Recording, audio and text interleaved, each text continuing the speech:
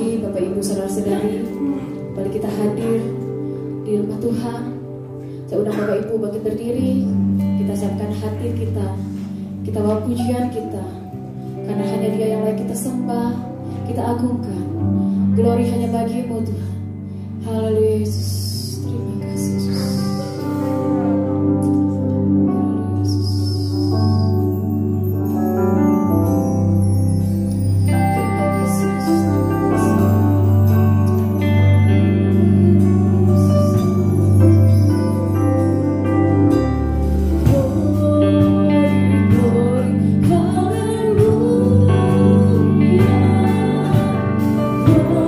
Glory, glory, hallelujah.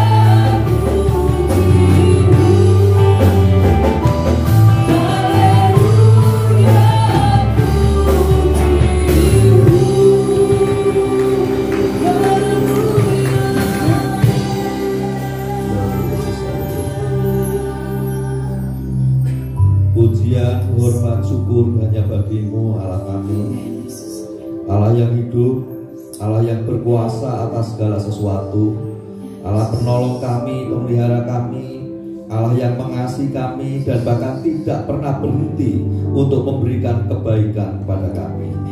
Pagi hari ini kami datang di hadapan-Mu dengan segala hormat kami, dengan kekaguman kami, dan kami bawa puji kami, sembah kami, dan kami mau memberi yang terbaik di hadapan-Mu pagi hari ini. Kiranya ibadah yang kami kerjakan pagi ini menjadi persembahan yang berkenan di hadapan-Mu. Tuhan, kami juga rindu pagi hari ini menikmati persekutuan yang indah dengan Engkau, dan kami percaya kehadiran-Mu di tengah-tengah kami, sehingga kami boleh menikmati kepuasan, kekuatan, dan bahkan kami boleh menikmati pengharapan yang baru yang Kau berikan pagi hari ini. Terima kasih Bapa, kami juga percayakan ibadah ini dari awal sampai akhirnya, serangkaian acara yang kami persiapkan, Engkau memberkati sehingga semua berjalan di dalam rencana-Mu. Terima kasih Tuhan, dan hamba membuka ibadah pagi hari ini di dalam nama Tuhan Yesus Kristus. Amin. Beri kemuliaan bagi di bulan Desember ini Tuhan Yesus lahir di tengah kita. Bagi umat manusia Dia datang untuk menebus dosa kita. Telah lahir Yesus.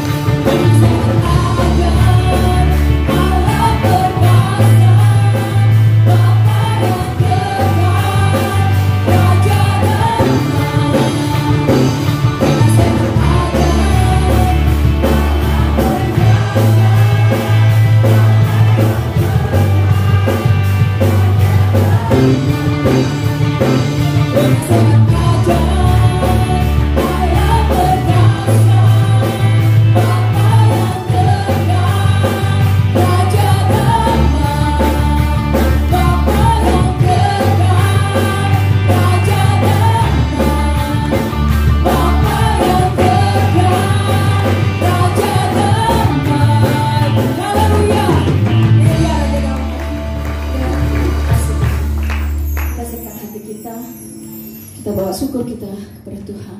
Aku bersyukur Bapa. Terima kasih Yesus. Banyak yang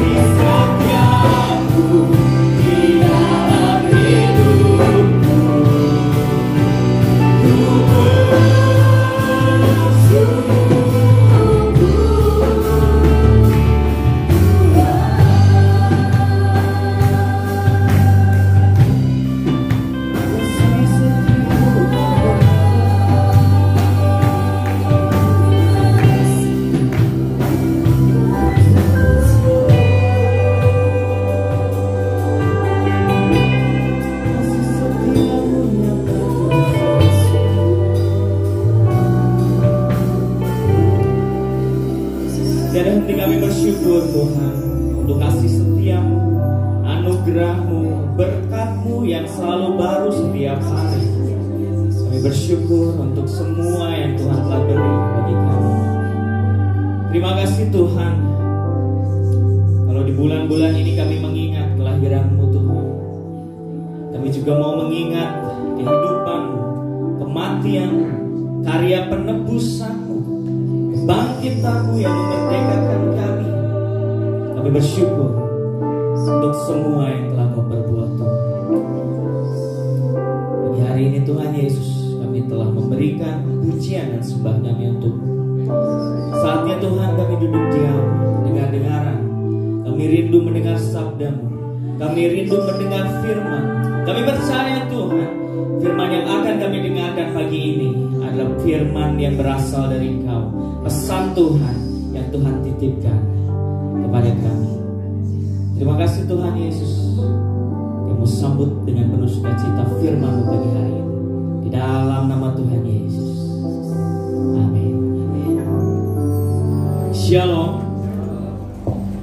Ada sukacita? Puji Tuhan. Akhir-akhir ini mungkin saya doang karena sudah terbiasa pakai masker. Kalau waktu awal-awal membiasakan diri pakai masker, sepertinya terbiasa melakukan segala sesuatu tapi lupa menggunakan masker. Tapi akhir-akhir ini entah kenapa saya jadi lupa untuk melepas masker.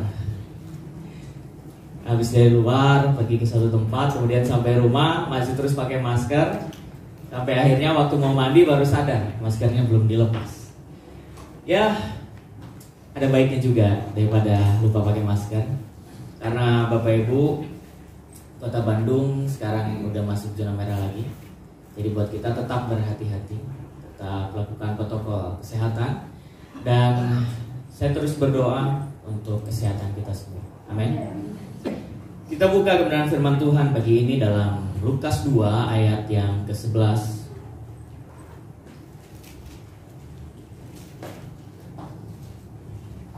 sampai 12.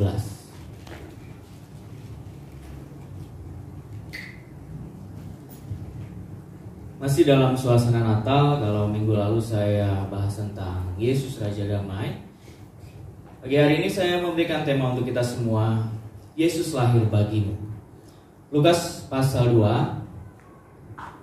ayat 11 sampai dengan 12 saya akan bacakan untuk kita semua. Demikian firman Tuhan.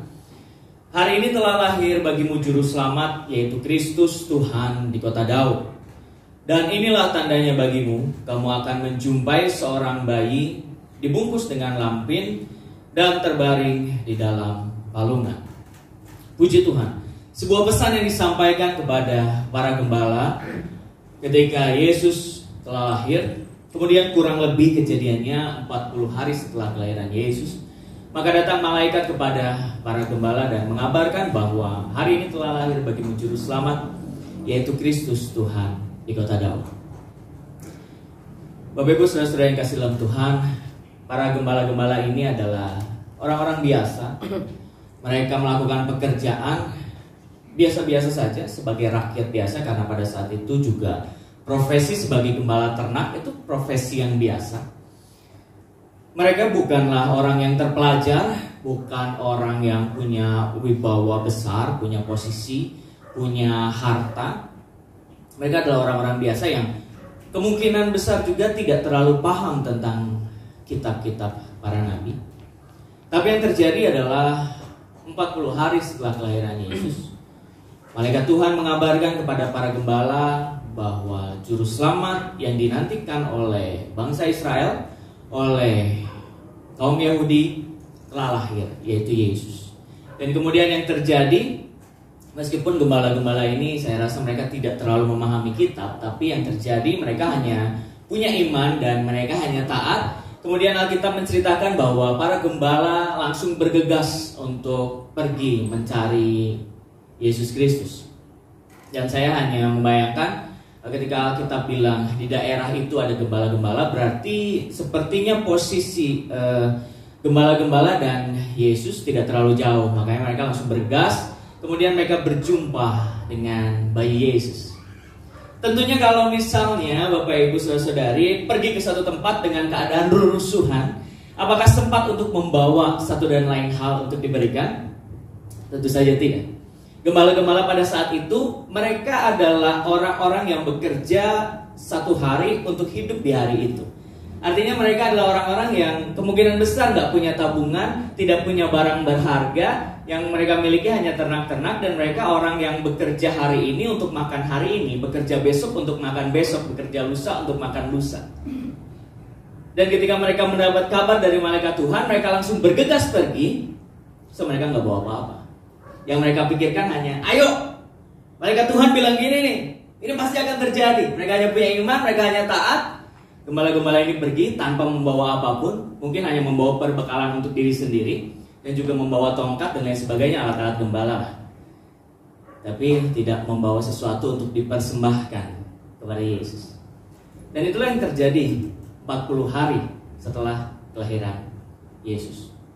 Selanjutnya kita akan baca Lukas 2 ayat yang ke-20.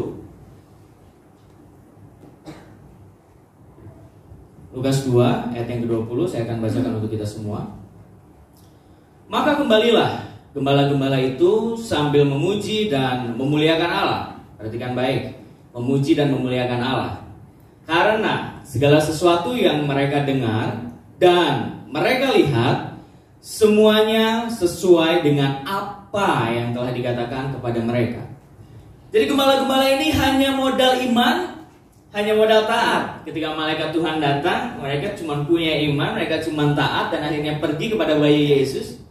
Tidak membawa apapun, hanya membawa kepercayaan gitu ya, hanya membawa iman mereka. Tapi setelah berjumpa dengan Yesus, padahal saat itu Yesus juga belum bisa bicara, baru 40 hari. Yang terjadi adalah mereka pulang dengan sukacita sambil memuji dan memuliakan Allah. Kenapa bisa memuji dan memuliakan Allah? Karena mereka tahu bahwa apa yang disampaikan oleh malaikat Tuhan sama terjadi persis seperti apa yang dikatakan.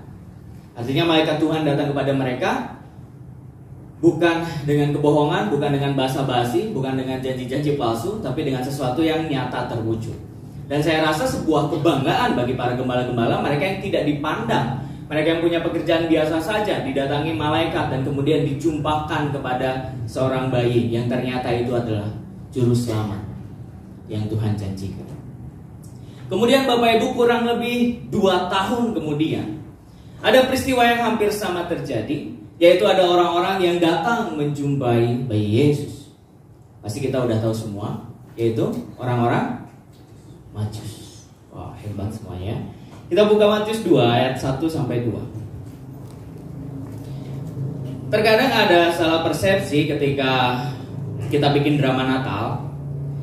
Jadi kalau kita bikin drama Natal kan biasanya gembala datang, kemudian Majus datang, Tuhan Yesus masih bayi-bayi aja gitu ya dilampin. Tapi ternyata fakta yang terjadi adalah ketika orang Majus datang itu bukan berbarengan dengan saat gembala datang, tapi kurang lebih 2 tahun kemudian. Makanya kita punya Natal tahun kemarin, drama Nakyut bagus sekali. Ketika gembala datang, Yesusnya masih bayi di dalam lampin. Ketika orang Majus datang, Yesusnya berganti jadi seorang anak kecil yang belajar berjalan. Matius 2 ayat 1 sampai 2. 2 tahun kemudian yang terjadi adalah sesudah Yesus dilahirkan di Bethlehem di tanah Yudea pada zaman Raja Herodes, datanglah orang-orang Majus dari timur ke Yerusalem dan bertanya-tanya, "Di manakah dia, raja orang Yahudi yang baru dilahirkan itu? Kami telah melihat bintangnya di timur dan kami datang untuk menyembah dia." Orang-orang Majus, mereka adalah raja-raja yang berasal dari golongan keagamaan yang terpelajar dari wilayah yang kita sebut sekarang adalah Iran. Dan mereka mengkhususkan diri pada pengetahuan astrologi, ilmu kedokteran, dan ilmu pengetahuan alam. Artinya mereka orang-orang pintar, orang-orang yang punya posisi, orang-orang besar. Terus bayangkan Bapak Ibu ketika raja-raja dapat kabar bahwa ada anak raja, pangeran, raja baru yang telah lahir. Dalam pikiran mereka, pasti mereka membayangkan sebuah keluarga yang kaya, sebuah keluarga yang punya istana besar, ada anaknya lahir di situ. Benar nggak? Kalau kita dengar kabar, ada raja yang lahir. Mungkinkah raja berasal dari rakyat jelata? Pasti nggak mungkin. Di bayangan orang-orang Majus, karena mereka juga raja-raja besar, mereka pasti membayangkan, aku akan datang ke Bethlehem dan aku akan menjumpai seorang anak raja di istana yang megah yang besar, anak raja yang disembah-sembah, anak raja yang bergelimangan dengan harta. Makanya mereka bertanya-tanya, di mana anak raja? Sampai akhirnya mereka bertemu dengan seorang raja, Herodes. Dan yang terjadi, Herodes marah karena mungkin dia pikir, anak dan istri saya tidak melahirkan. Kenapa kalian mencari anak raja? Karena Herodes marah, dia kumpulkan orang-orang ahli kitab. Dan yang terjadi apa yang kita pelajari minggu lalu? Terjadi pembunuhan massal. Kemudian karena orang Majus ini terus mengikuti bintang yang telah mereka pelajari, dan pada akhirnya juga malaikat Tuhan datang kepada mereka untuk tidak kembali ke Herodes. Mereka mengikuti bintang itu terus menerus, dan akhirnya mereka bertemu dengan bayi Yesus. Kalau tadi gembala-gembala karena mereka rusuh ya. Jadi Alkitab mengatakan bahwa ketika malam hari, ketika mereka sedang menjaga ternaknya, artinya ketika siang mereka capek kerja, kemudian malamnya waktu lagi, udah bro, udah selesai nih kerjaan kita, santai-santai, tiba-tiba malaikat Tuhan datang, terus mereka bilang, ayo kita bergegas pergi. Mereka tidak membawa apa. Tapi orang Majus, mereka meneliti bintang itu, mereka mempelajari bintangnya, dan ketika mereka melihat bintang timur itu, mereka mengikuti bintangnya. Pasti orang-orang Majus ini sudah sangat mempersiapkan diri. Pasti mereka membawa perbekalan yang begitu banyak. Pasti mereka mempersiapkan kendaraan mereka. Pasti mereka tahu apa yang harus mereka bawa kepada seorang anak raja. Dan yang terjadi, orang Majus ini membawa 3 persembahan. Masih ingat Bapak Ibu? Apa aja? Emas, kemenyan, baut. Emas, kemenyan, sama mur. Bautnya enggak ya Pak? Enggak dibawa. Emas, kemenyan, dan mur. Dan kalau kita pelajari lebih lanjut, ternyata 3 hal ini memberikan simbol kenapa orang-orang ini membawa emas, kemenyan, dan mur. Sangat lazim seorang raja atau utusan kerajaan memberikan perhiasan kepada anak raja, atau diberikan kepada raja yang istrinya melahirkan seorang anak. Menjadi sebuah persembahan yang sangat lazim, yaitu adalah emas. Karena emas adalah raja dari logam mulia. Betul? Ibu-ibu senang kalau punya banyak emas? Senang. Anak-anak muda, perempuan-perempuan, nih nanti kalau punya suami makanya cari emas-emas. Jangan cari abang-abang. Gak ada hubungannya. Maksudnya emas murni logam mulia. Pasti seneng dong. Kalau ulang tahun, suaminya datang kasih bunga, mama happy birthday. Mungkin mamanya kan, papa bunga seneng. Beda kalau dikasih logam mulia. Mama happy birthday, dikasih emas. Papa ayo kita ke Pegadaian. Gitu lah. Tapi ini adalah logam yang paling mahal loh. Apalagi corona loh. Waduh, corona ini membuat para investor emas senang ya. Waktu awal-awal itu saya masih ingat emas itu harganya sekitar 500-600. Karena pada saat itu memang saya harus beli emas sekali seumur hidup saya. Harganya sekitar 600. Kemudian corona datang menyerang. Harga emas tembus sampai 1 juta ya. 1 juta lebih. Wow, mahal sekali. Sekarang lagi turun nih, tapi saya percaya bahwa nggak akan turun banget sampai 600.000 lagi. Artinya emas ini sangat berharga bahkan dari zaman dulu. Dan hal yang sangat lazim ketika seorang raja mempersembahkan emas. Dan itu yang terjadi. Saya rasa orang Majus ini dalam benak mereka waktu mereka mau pergi dari istananya udah ngomong, yuk kita pergi, yuk kita lihat nih seorang raja yang lahir.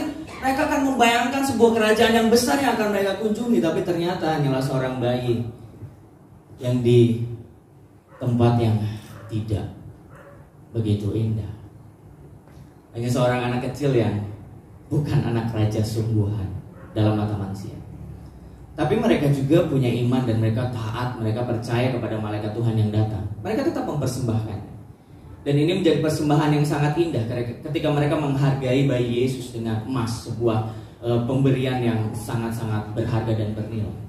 Dan simbolnya bagi Yesus adalah emas ini menjadi pemberian untuk seorang raja. Ini menegaskan bahwa Yesus yang kita sembah, sejak awal mula dia lahir sebagai seorang raja. Memang dia bukan keturunan raja, tapi Yesus kita udah bahas minggu lalu, dia adalah raja damai. Dia adalah raja dari segala raja, the King of Kings. Dan itu yang dilakukan oleh orang Majus. Mereka bukan menyesal ketika datang, loh Tuhan, ini kok anak kecil biasa. Ini rumahnya kok digubuk, yang pantas datang ke sini mati bedah rumah bukan kita. Mereka tidak menyesal. Mereka tetap datang dan tetap memberikan emasnya. Karena itu merupakan lambang Allah ingin memberitahu kepada kita bahwa Yesus lahir sebagai raja. Yang kedua tadi apa? Kemenyan. Apakah orang Majus ingin menggunakan guna-guna? Oh, pakai pelet, pakai kemenyan? Ya, kemenyan memang biasa digunakan untuk ritual-ritual. Bapak Ibu pernah cium bau kemenyan nggak? Pernah nggak? Yang pernah main ke ini ya, ke Gunung Kawi ya. Bau kemenyan itu bau yang khas. Kalau kita lihat kemenyannya terus kita cium wanginya tuh kayak ya udahlah gitu kemenyan. Tapi jadi horor banget kalau malam-malam tiba-tiba kita jalan sendirian kemudian bau kemenyan. Saya pernah ngalamin Bapak Ibu waktu saya pelayanan di Kebumen. Jadi di satu tempat pedalaman, dalam banget ya karena pedalaman. Sampai disitulah saya baru menemukan sebuah tempat di ujung aspal. Jadi kalau kita jalan ke Majalaya kan aspal semua kan, Bandung aspal semua. Tapi waktu ke kampung itu sampai benar-benar aspalnya habis. Terus jalan berbatu-batu gitu ya. Bapak Ibu pernah ke sana dulu. Dan jarak rumahnya juga, kalau di sini ada rumah dempet serumah, terus kalau nyebrang sana ada jarak jauh gitu. Ada kebun-kebun dulu, baru rumah lagi. Ada rumah yang jarang-jarang, ada rumah yang benar-benar di tengah sawah. Pokoknya cukup silent kalau malam-malam. Dan pada saat itu kejadiannya saya lupa waktu itu habis ngapain ya. Entah itu pulang dari persekutuan atau saya pulang cari makan. Karena keadaan yang mengharuskan saya keluar malam itu cuma dua kemungkinan. Yang satu ikut persekutuan malam, yang kedua karena panggilan alam, karena lapar. Karena pada saat itu di rumah itu stoknya nggak banyak-banyak amat gitu ya. Paling kalau hari Senin kita stok Indomie, kalau Selasa kita stok Sarimi, kalau Rabu kita stok mie sedap, kalau Kamis jadi semuanya mungkin. Enggak. Jadi stoknya nggak banyak, makanya waktu itu saya harus keluar. Dan karena perginya juga nggak terlalu jauh, jadi saya jalan kaki. Perginya tidak apa-apa, waktu pulangnya jalan seperti biasa karena itu dekat laut, jadi saya agak mencium-cium garam-garam laut. Tapi ternyata waktu saya jalan beberapa meter ke depan, mulai ada bau kemenyan. Wah, saya pikir ini bau apa nih? Saya karena jarang nyium kemenyan. Kemudian jalan, kayaknya wangi tapi aneh gitu ya, malam-malam kalau orang bilang suka bau melati, tapi ini kayak bukan melati. Terus jalan-jalan sampai ke rumah, saya tanya sama pembina saya di sana, Pak, kok ini bau kayak begini? Terus dia bilang, oh, kamu salah keluarnya. Waktu itu entah itu lagi malam Jumat atau malam apa gitu, tapi itu jadwalnya satu kampung untuk sediain sesembahan gitu. Jadi emang di malam tertentu, di tanggal tertentu dibakar kemenyan. Wah, keren juga ya. Pas pagi-pagi saya keluar, saya lihat ternyata isinya itu kayak apa sih yang buat nasi naher ya, apa sih yang buat gitu beas. Nah, kayak gitulah. Terus di tengahnya ada kemenyan, di pinggirnya ada makanan-makanan. Makanannya nggak habis ya. Kalau gitu saya ambil dikit. Kemenyan itu wewangian Bapak Ibu yang biasa digunakan untuk ritual. Dan pada saat itu kemenyan ini digunakan oleh imam-imam. Untuk apa? Untuk melakukan ritual juga. Bapak Ibu saudara-saudara yang kasih dalam Tuhan, zaman dulu Di zaman Yesus kita nggak bisa langsung bergereja kayak gini. Jemaat Tuhan yang bukan Yahudi nggak boleh masuk ke ruang ibadah, kita cuma di parkiran. Kalau ternyata kita orang yang belum percaya kepada Allah Israel, kita bukan di parkiran lagi tapi di pinggir jalan, nggak boleh masuk ke gereja. Jadi kemenyan ini hanya digunakan oleh imam-imam. Dan yang terjadi mereka mempersembahkan kemenyan kepada kepada kalau 2 tahun apa sih namanya? Balita ya? Kepada balita Yesus. Kayaknya salah sasarannya. Harusnya kemenyan ini diberikan kepada imam, tapi kenapa mereka persembahkan kepada Yesus? Dan kemenyan ini menjadi simbol ternyata, yaitu pemberian untuk seorang imam. Artinya orang Majus tahu, malaikat Tuhan memberitahu kepada mereka apa yang harus dibawa. Yang pertama adalah emas karena meneguhkan bahwa Yesus adalah raja. Yang kedua adalah kemenyan yang meneguhkan bahwa Yesus adalah imam. Di kitab Ibrani mengatakan bahwa Yesus adalah imam besar yang menjadi perantara manusia dengan Allah. Jadi sejak kelahirannya, orang Majus meneguhkan bahwa Yesus lahir sebagai raja, dia lahir sebagai imam. Yang ketiga apa yang terakhir? Mur. Mur sama temannya apa? Baut. Apakah orang Majus menginginkan Yusuf membuat ranjang untuk Yesus, makanya dikasih mur? Bukan ya, bukan mur dan baut, bukan. Mur ini adalah minyak atau balsem. Nah ini yang menarik. Bayangin ya Bapak Ibu ya, kalau misalnya nih ada orang tua di sini yang melahirkan anak, punya anak, kemudian ada orang datang bawa formalin. Misalnya ibu-ibu lahiran nih masih di rumah sakit nih, bayinya lucu, baru di-update di WA nih. Thank you God, you are so amazing, memberikan aku anak yang sangat cantik. Kemudian diakonia datang, sama ibu gembala datang ke rumah sakit.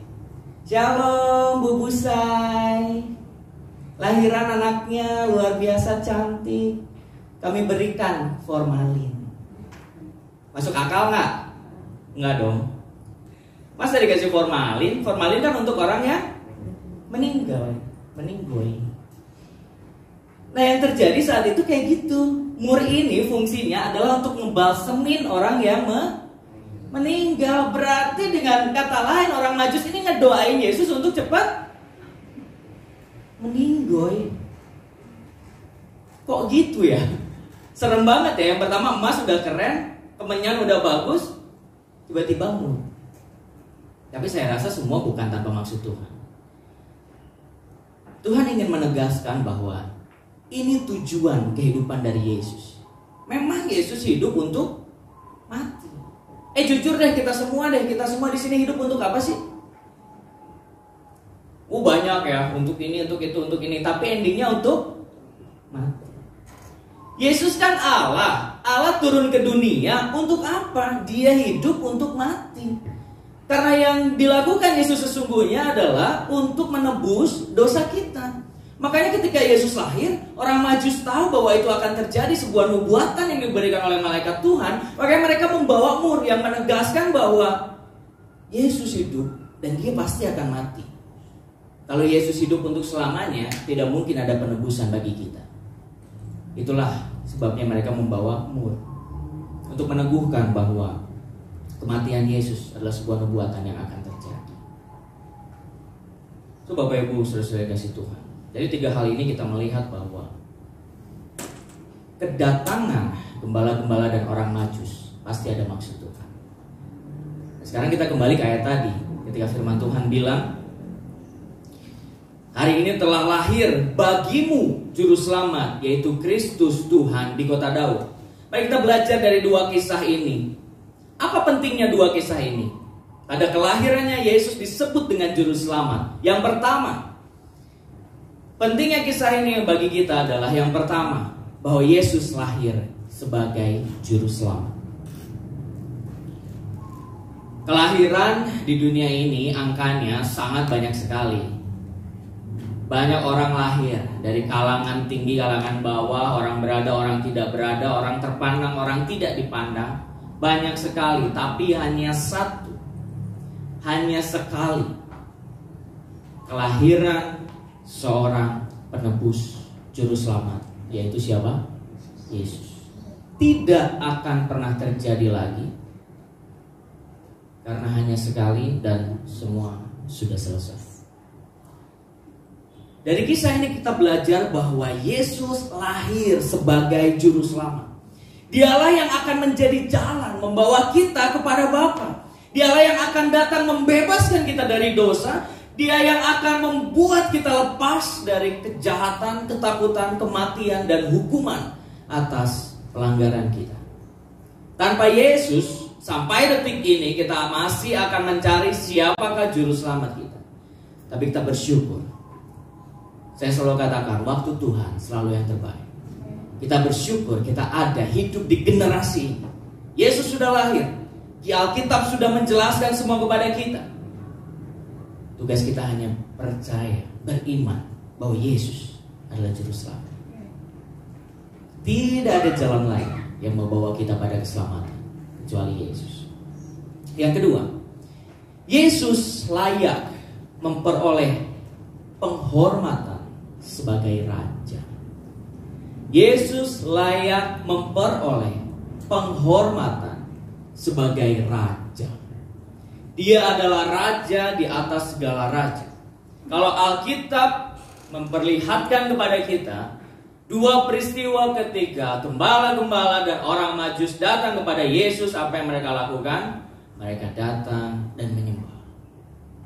Ketika gembala-gembala datang pada Yesus, ketika Yesus masih ada di Lampin, ketika dia masih berumur kurang lebih 40 hari, memang gembala-gembala tidak menyembah Yesus, tapi mereka kembali menyembah dan memuji siapa? Allah. Ketika orang Majus datang, mereka memuji dan menyembah Yesus. So Yesus adalah seorang raja yang layak untuk mendapatkan sembah dari semua orang. Dan yang ketiga, semua orang masuk dalam rencana penebusan Allah. Sekali lagi yang ketiga, semua orang masuk dalam rencana penebusan Allah. Terkadang orang Kristen terlalu egois bahwa penebusan hanya untuk orang percaya. Tapi saya katakan sekali lagi, kelahiran Yesus dan penebusannya adalah untuk semua orang. Kita tidak bisa membatasi kasih Tuhan. Kita tidak bisa membatasi karyanya. Tapi tentu untuk mendapatkan penebusan, kita harus percaya kepada Dia. Tapi kelahiran Yesus, Natal yang selalu kita ingat setiap tahun adalah untuk semua orang. Gembala-gembala mewakili orang yang tidak terpandang, orang yang tidak bertahta, orang yang tidak berharta, orang yang bekerja hanya untuk hari itu. Tapi orang seperti itu juga yang dipanggil oleh malaikat Tuhan untuk datang pada bayi Yesus. Orang Majus mewakili orang dengan kedudukan setinggi-tingginya, paling tinggi. Seorang raja, seorang pemimpin yang harta kekayaannya begitu banyak, yang apapun yang dia inginkan bisa dia dapatkan. Tapi orang seperti ini juga dipanggil oleh malaikat Tuhan untuk menghadap bayi Yesus. Artinya apa? Kelahiran Yesus untuk semua orang. Bukan hanya untuk orang Yahudi, bukan hanya untuk orang terpandang, tapi juga untuk kita orang bukan Yahudi.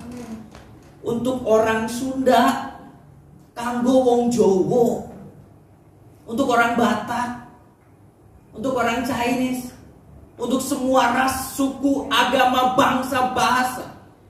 Untuk kita semua Yesus lahir. Yesus lahir bagimu, Yesus lahir bagi kita semua.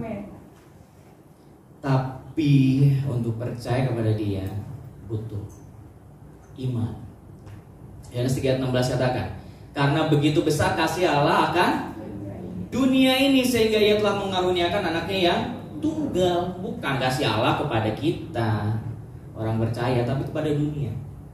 Jadi Yesus dilahirkan untuk dunia. Yesus lahir bagimu, Yesus lahir bagimu. Kelahirannya untuk dunia, tapi kalau kita mau diselamatkan oleh Tuhan, tentu kita harus percaya. Kelahiran Yesus untuk semua orang, kelahiran Yesus untuk dunia, kelahiran Yesus tidak terbatas untuk 1-2 golongan, tapi kematiannya, keselamatannya, kebangkitannya adalah untuk kita, orang-orang yang percaya kepada Dia. Amin. Kita sama-sama buka Roma pasal 10 ayat 12 sampai 13.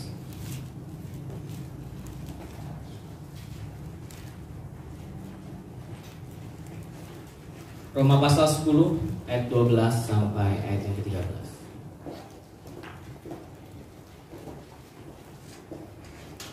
Kita akan baca bersama-sama, Bapak Ibu, saudara-saudara yang kasih Tuhan.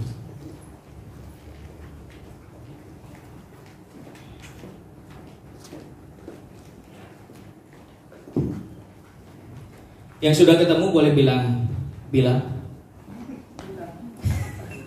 Yang sudah ketemu boleh bilang yes. Oke, kita akan baca sama-sama. 1, 2, 3.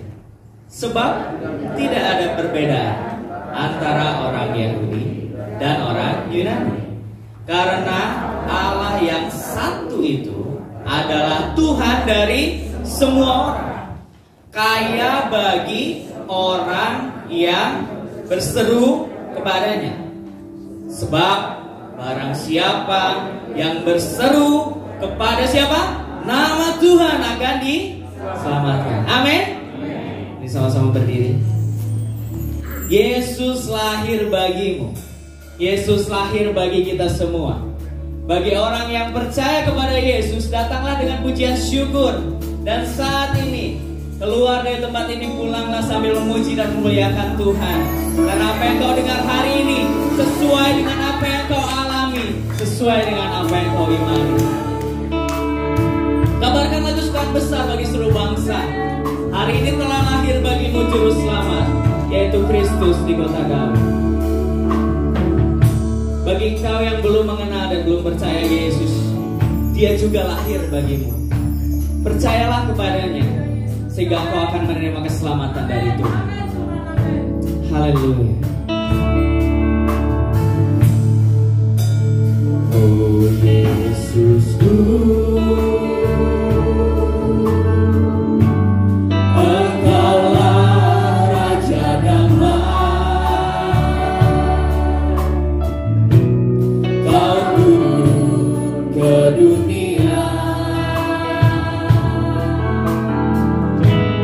Selamatkan manusia.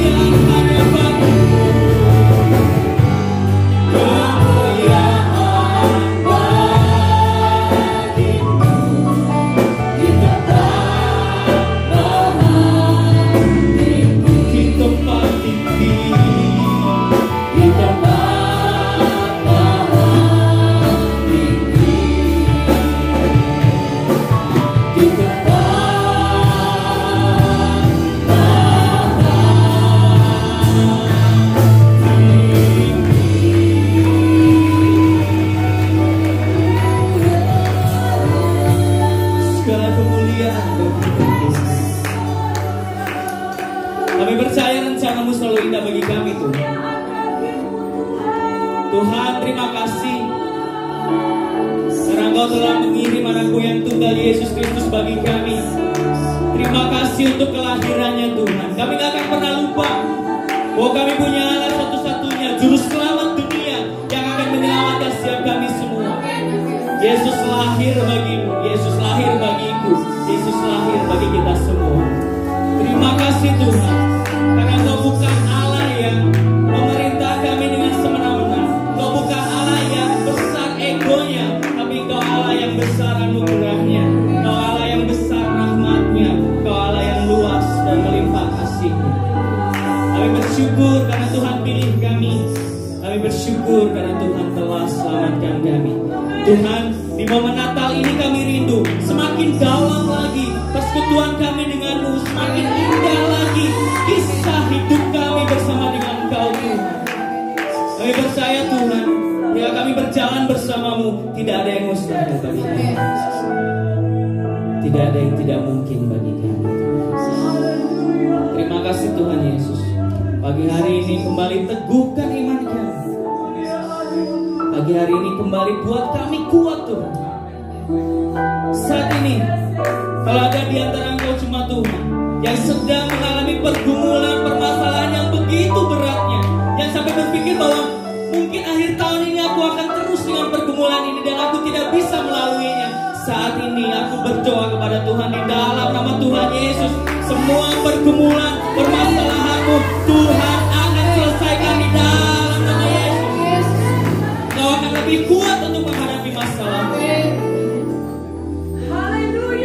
Kalau ada engkau cuma Tuhan saat ini yang sedang bergumul dengan sakit penyakit, yang mungkin itu sakit yang biasa aja, sampai sakit yang paling berat yang kau alami saat ini, sampai sakit yang sangat menyiksamu saat ini, sampai sakit yang membuat engkau hampir putus pengharapan kepada Tuhan saat ini.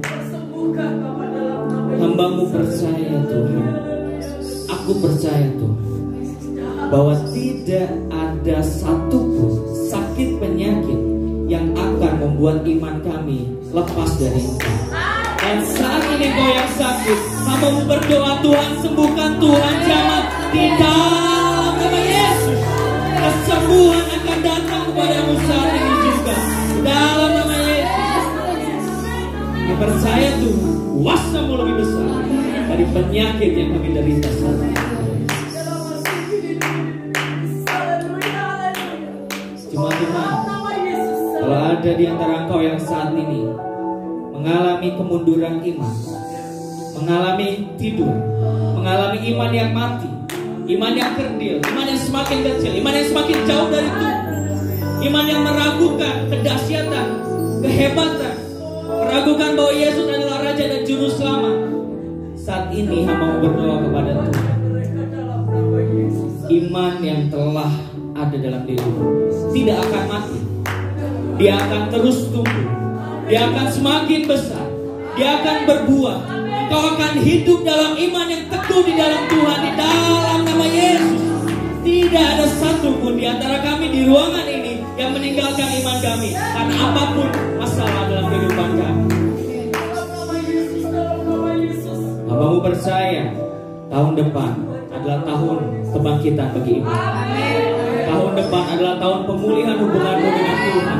Tahun depan adalah tahun kemenanganmu atas dunia ini. Terima kasih Tuhan Yesus. Yang lagi yang mau bersyukur untuk kelahiranmu, bersyukur untuk karya penebusan, bersyukur untuk kematianmu dan kebangkitanmu yang memberi pengharapan baru pada setiap kami. Tuhan, kami berdoa setiap kami yang hadir saat ini, jamah kami, lawat kami di dalam nama Yesus. Roh Kudus-Mu hadir dalam hidup kami, membuat kami bisa melihat rencana Tuhan yang indah di setiap apapun yang harus kami hadapi. Tuhan, satupun tidak ada yang terlewat dari jamaah Tuhan pagi hari ini.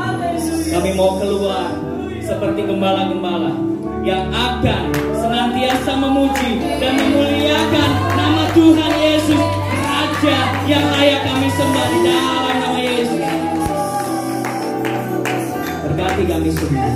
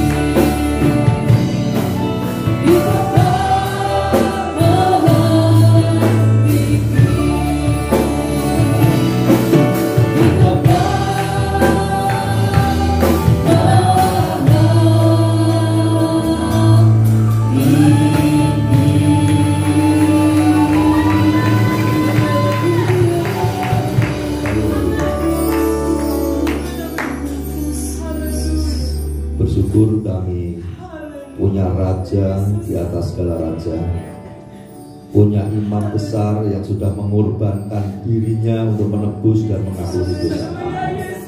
Sungguh kami adalah orang-orang yang beruntung yang memiliki Engkau, Yesus yang sudah lahir mengerjakan pekerjaan besar buat kami. Kami percaya bahwa kami berada dalam pemeliharaan-Mu, berada dalam kasih sayang-Mu, dan bahkan Tuhan tidak pernah meninggalkan kami. Tuhan, pagi yang indah ini kami juga berdoa secara khusus buat keluarga yang ditinggalkan oleh anak kami Darren.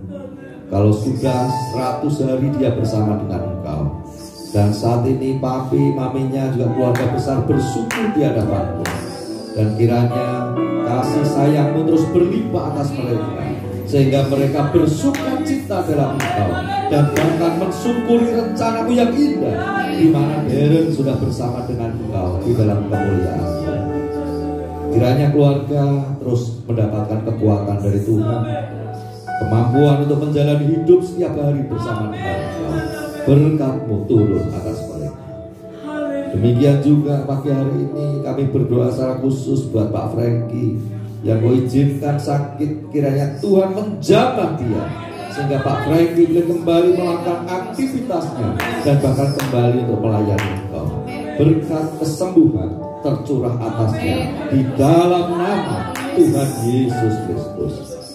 Demikian juga pagi hari ini kami berdoa buat Lia, putri dari Bu Martin, yang Kau izinkan juga mengalami kelemahan tubuh dan harus dirawat.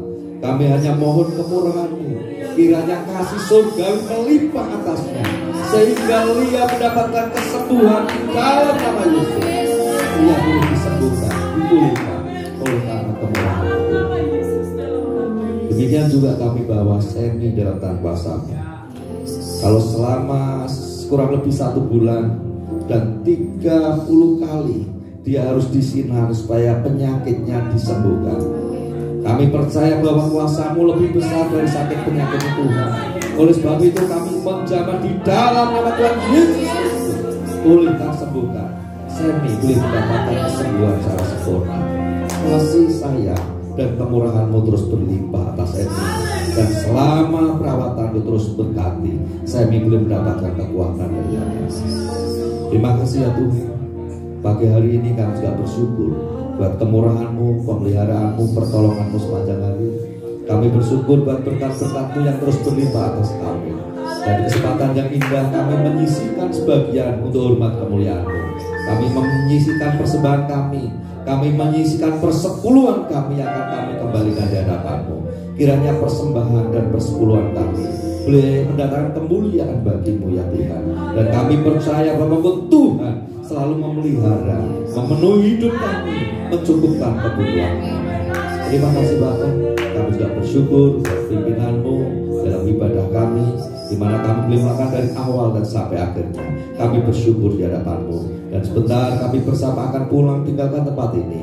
Kasih sayang dan kemurahan Tuhan menyertai kami. Kami boleh pulang dengan sukacita, kami boleh pulang dengan pemulihan, dan bahkan kami boleh mendapatkan keselamatan sampai rumah kami masing-masing, bersukacita bersama dengan keluarga kami. Dan akhirnya sidang yang dikasih Tuhan, di akhir ibadah angkatlah tangan-Mu untuk menerima berkat dari Tuhan. Cinta kasih dan kemurahan Tuhan tercurah kepadamu. Diberkatilah rumah tanggamu, diberkatilah hidup kamu, diberkatilah keturunanmu, diberkatilah pekerjaan dan usahamu, diberkatilah studimu. Tuhan yang berkuasa atas hidupmu, membuat kau berhasil dan kau menjadi berkat bagi banyak orang. Terimalah berkat ini. Hamba memohonkan berkat dalam nama